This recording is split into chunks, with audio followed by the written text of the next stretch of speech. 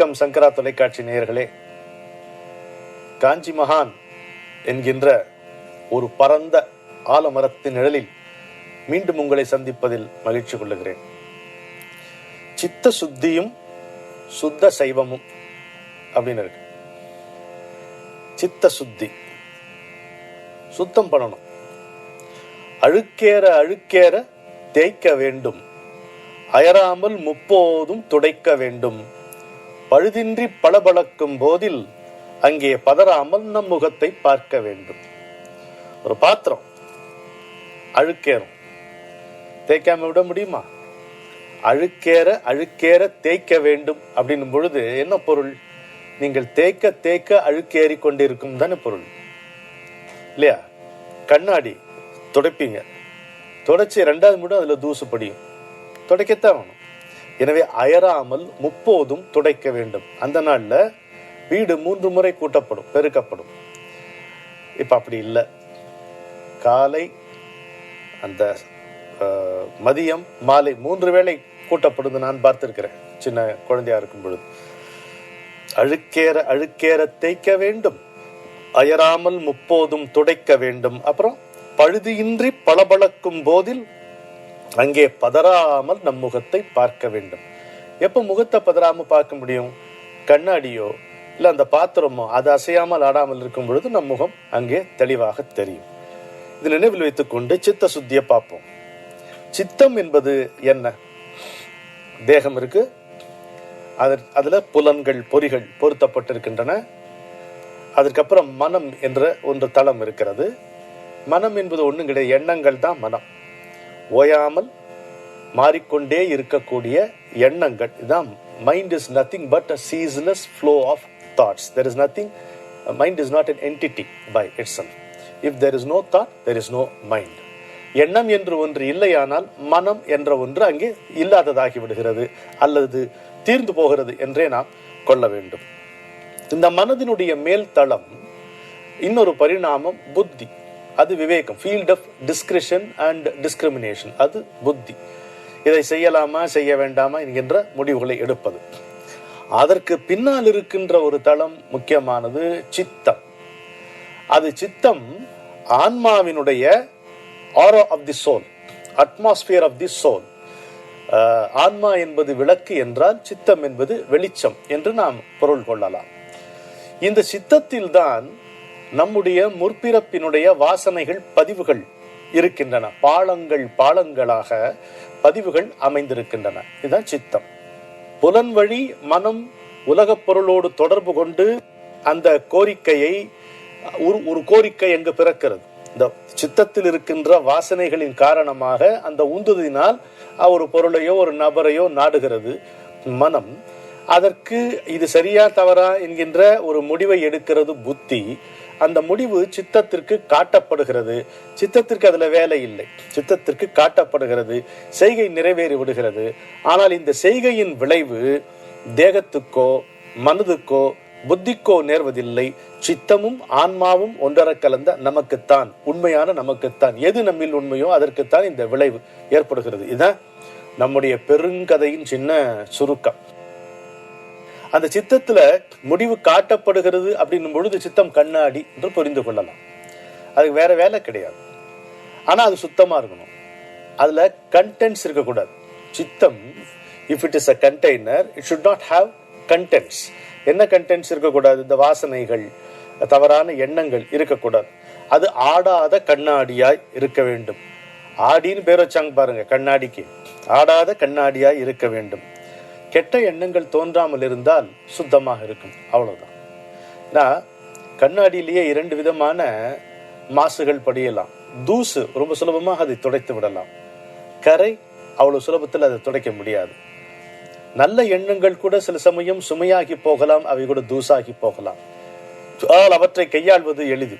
நல்ல எண்ணங்களுக்கும் தீய எண்ணங்களுக்கும் இடையிலே தேவையற்ற எண்ணங்கள் இருக்கின்றன.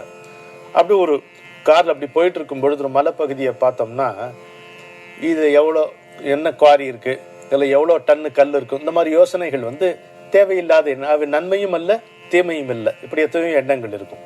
ஒரு சொல்லை பார்த்தோமானால் அந்த சொல்லிலிருந்து எத்தனை சொற்களை உருவாக்கலாம் என்று யோசிப்பது நல்லதும் அல்ல, தீயதும் அல்ல. அது விளைவுகள் இல்லாத எண்ணங்கள் சில அப்படி இருக்கின்றன. நம்ம கற்பனை பண்ணிப்போம் பாருங்க. கிரிக்கெட் நம்ம விளையாடினா, IPL T20 நம்ம விளையாடினா அந்த போலரை நம்ம எப்படி அடிக்கலாம்னு யோசிக்கிறோம். அது நல்லதும் இல்லை, தீயதும் இல்லை. ஆனால் தேவையில்லாத எண்ணங்களே தேவையில்லை என்கின்ற ஒரு நிலை நமக்கு நேரும் பொழுது இந்த சிக்கல்கள், இந்த ஆராய்ச்சிகள் எதுவுமே நமக்கு ஏற்படாது. எனவே சித்தம் என்பது சுத்தமான ஆடாத கண்ணாடியாய் இருக்க வேண்டும்.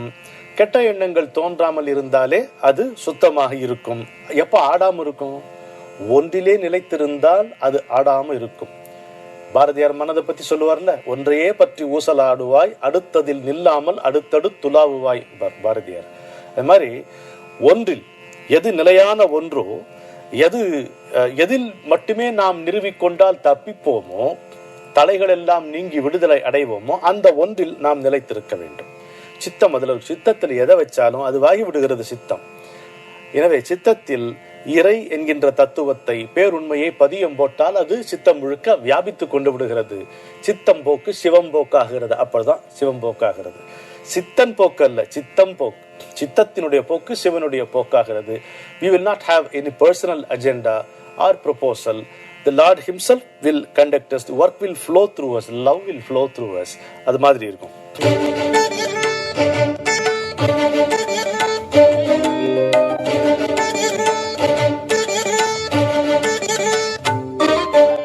இது சித்தத்தை நீங்கள் பாத்திரமாக எடுத்துக்கொள்ளலாம் அல்லது கண்ணாடியாக எடுத்துக்கொள்ளலாம். பாத்திரம் என்று எடுத்துக்கொண்டால் கண்டெய்னர், அதுல கண்டென்ட்ஸ் இருக்கு. கண்ணாடி என்று எடுத்துக்கொண்டால் நீங்கள் எதை காட்டுகிறீர்களோ அதை பிரதிபலித்தே தீரும், இல்லையா? கண்ணாடி ஏன் என்ன அழகா காட்டலைன்னு யாராவது கோர்ட்டுக்கு போய் வழக்கு போட முடியுமா? Manufacturing defect. அது என்ன செய்யும்? உள்ளதை உள்ளபடி காட்டிவிடும் கண்ணாடி என்பது. ஆனால் பாத்திரமும் சரி கண்ணாடியும் சரி தினந்தோறும் பல முறை சுத்தப்படுத்தப்பட வேண்டும். சித்தம் என்று சொல்லும் பொழுது ஓயாமல் இதை சுத்தம் செய்து கொண்டிருக்கவே வேண்டும். அப்படி ஒரு தேவை நமக்கு இருக்கிறது. ஏன்னா அழுக்கு சேர்ந்து கொண்டே இருக்கிறது. அன்றாடம் அல்ல, ஒவ்வொரு கணமும் ஒவ்வொரு கணத்தின் துளியிலும் ஓயாமல் அழுக்கு சேர்ந்து கொண்டே இருக்கிறது. அதை களைந்து கொண்டே இருக்க வேண்டிய தேவை நமக்கு இருக்கிறது. ஒரு கிளி கொய்யாப்பழத்தை சாப்பிடுவதை நீங்க கவனித்து இருக்கிறீர்களா? நான் கவனித்து பார்த்திருக்கிறேன். ஒரு விதையை கூட அது உண்ணாது, தெரியுமா? ஆனால் கொய்யாப்பழத்தை விடாது. அர்த்தச்சந்திரன் மாதிரி அப்படியே ராவி சாப்பிடும். ஒரு கொட்டையா துப்பிட்டே தான் சாப்பிடும். என்ன ஒரு பொறுமை இருந்தா அது அந்த பழத்தின் மீது இருக்கின்ற ருசிதான் அதுக்கு இந்த கொட்டையை துப்புகின்ற பொறுமையை கொடுக்கிறது. அதுபோல இறைவன் மீது நமக்கு ஒரு ருசி ஏற்பட்டால் இந்த சித்த சுத்திக்கான வேலை நம்ம எதெல்லாம் களைய வேண்டுமோ அதை களைந்து கொண்டே இருப்போம். கிளி கொய்யாப்பழ உபமானத்தை நம்ம மறக்கவே கூடாது. ரொம்ப அழகா அப்படி அர்த்தச்சந்திரன் மாதிரி ராவும் உட்கார்ந்து அது மயங்கி அது இனிமையின் மயங்கி ஒரு பிரத்யேகமா ஒரு சத்தம் கூட கொடுக்கும் அந்த கிளி. ஆனா கொட்டையை துப்பிட்டே இருக்கும். அந்த அழகான நாக்கார் அப்படி துப்பும் அப்படி. எனவே இறைவன் மீது நமக்கு ருசி இருக்குமானால் இது சித்தத்தின் மீது படுகின்ற மாசுகளை நாம் பொறுமையோடு விடாமல் களைந்து கொண்டே இருப்போம். இதுதான் இது நிரந்தரமாக நடந்து கொண்டிருக்கின்ற ஒன்று. அப்படி பாத்திரத்தையும் கண்ணாடியும் சுத்தப்படுத்தப்பட வேண்டும் என்று பெரியவர் நமக்கு ரொம்ப அருமையாக இதை அறிவிக்கும். மிகப்பெரிய கருத்தை மிக சுருக்கமாக அவர் நமக்கு சொல்லி அருளி இருக்கிறார். இப்ப சித்த சுத்தி பார்த்தோம். சுத்த சைவம் என்ன? அவரை கேள்வி கேட்கிறார். சுத்த சைவம்னா வெஜிடேரியனிசம், அது கேட்கிறார். அவரே ஒரு கேள்வி, எது வெஜிடேரியன்? அதுவே சரியா வரலையா நமக்கு அப்படிங்கிறார். உதாரணம் என்ன அழகா சொல்ல பாருங்க. ஒரு தக்காளி பழத்தை எடுத்து சாப்பிட்டுட்டு அந்த சக்கையை அப்படி தூக்கி போட்டோம்னா அந்த விதையிலிருந்தே செடி முளைத்து விடுகிறது. சரி, சேனக்கிழங்கு அதை வேக வச்சு பதப்படுத்தி அந்த கிழங்கிலிருந்து தான் செடி வரும். ஆனால் அந்த கிழங்கு நம்ம வேக வச்ச பிறகு செடி வருவதற்கு வாய்ப்பே இல்லை. அப்போ அதில் வளர்ச்சி இல்லை. தக்காளியை நம்ம உண்டோமானால் அப்படியும் அதிலிருந்து செடிகள் முளைப்பதற்கு நல்ல வாய்ப்பு, நிறைய வாய்ப்பு இருக்கிறது. சேனை கிழங்கு போன்ற வகையறாக்களை நம்ம பதப்படுத்தி உண்ணும் பொழுது அந்த சேனையிலிருந்து மீண்டும் எதுவும் வளர்வதற்கு வாய்ப்பு இல்லாமல் போகிறது.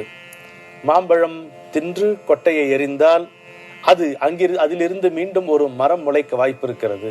ஆனால் மாங்காயை தின்று கொட்டையை எறிந்தால் அந்த மரம் முளைப்பதற்கு அதிலே வாய்ப்பே இல்லை, வழியே இல்லை. என்ன சாப்பிடுவது என்றே தெரியவில்லை அப்படிங்கிறார் பெரியவர். எது சாப்பிட்டா முறையா இருக்கும் அப்படிங்கிறதே தெரியவில்லை. இப்போ நம்ம தானியங்கள் உண்பதனால் புதிதாக வரக்கூடிய பயிர்கள் எத்தனையோ செடிகள் அழிந்து போகின்றனவே அப்படிங்கிறார். அப்போ எதைத்தான் சாப்பிட்றது நம்ம? அப்போ அப்படி பார்க்குறாராம். பார்த்துட்டு காக்கையை பார்க்குறார். இந்த காக்கை பாரியா, அது உண்ணுகின்ற கனி அதில் இருக்கின்ற கொட்டையனுடைய எச்சத்தில் வெளியேறி விடுகிறது, ஊறு விளையாமல் வெளியேறி விடுகிறது. அது முளைப்பதற்கு வாய்ப்பு இருக்கிறது. இந்த மனிதன் உண்பதற்கு நம்ம மட்டும் உண்ணும் போது அந்த மாதிரி ஏற்படுவதற்கு வாய்ப்பு இல்லாமல் இருக்கு.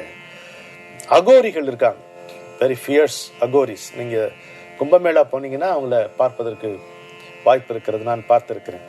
அவர்களில் சிலர் பிணத்தை சுட்டு தின்பார்களாம். மனிதனுடைய சடலத்தை சுட்டோ அல்லது வேக வைத்தோ தின்பார்களாம்.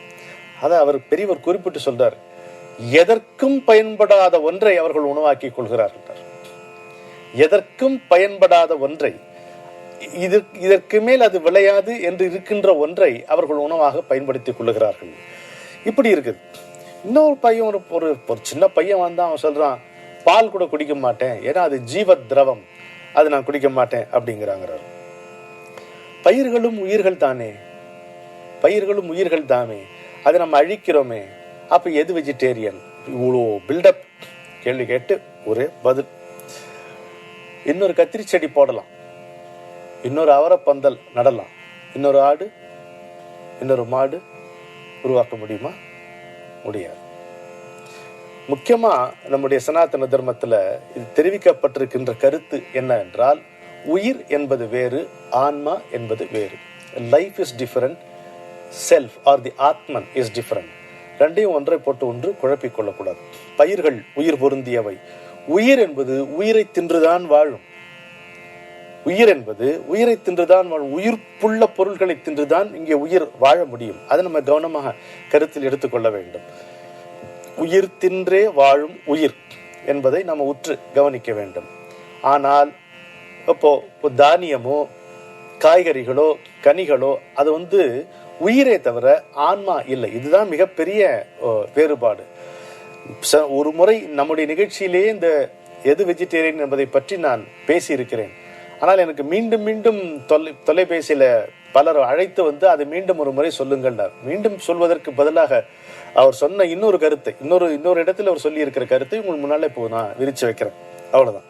அப்ப இன்னொரு கத்திரி செடி போடலாம், ஆனால் இன்னொரு ஆடு மாடு உருவாக்க முடியாது இல்லையா?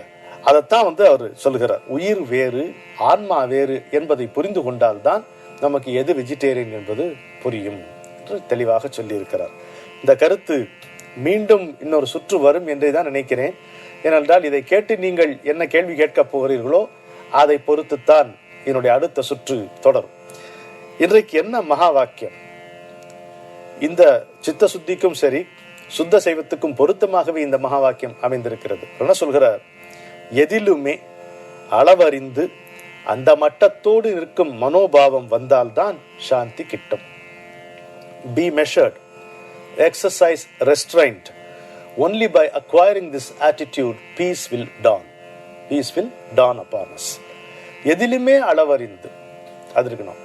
எதிலும் உண்ணுதல், உழைத்தல், உடுத்துதல், ஓய்வெடுத்தல் எல்லாத்திலுமே அளவு இருக்கணும். அளவு மீறி செய்யக்கூடாது. சில பேர் தூங்கினா எழுந்துக்கவே மாட்டேங்கிறான், சில பேர் சாப்பிட உட்காந்தா எழுந்துக்கவே மாட்டேங்கிறான். இன்னும் சில பேர் workaholics. I am a workaholic. That's not a good attribute. Calling yourself an workaholic is not a good thing at all. Positive கிடையாது. என்ன தேவையோ அதோடதான் உழைக்கணும். ஓய்வு எடுக்காம உழைக்கவே கூடாது.